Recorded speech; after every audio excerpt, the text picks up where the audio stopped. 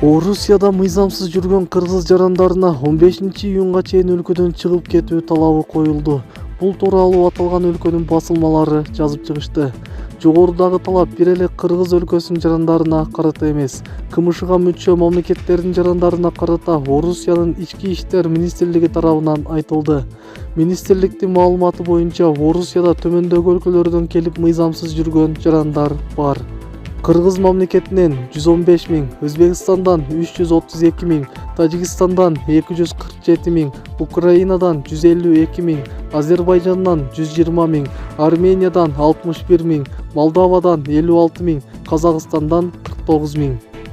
Эгерде 15-июнга чейин статистикада көрсөтүлгөн сандар жоюлбаса, анда мыйзамсыз жүргөн жарандар өлкөнүн аймагынан күчтөп чыгарууга чейин жазаланаарын жана чек ара жабылышы ыктымал экендиги айтылды. Өткөн жылдын декабрь айында Орусиянын президенти Владимир Путин коронавируска байланыштуу мигранттардын аталган мамлекетте убактылуу жашоо мөөнөтүн 2021 жылдын 15-июнуна чейин узарткан эле. Маалымат булагы Super KG сайты.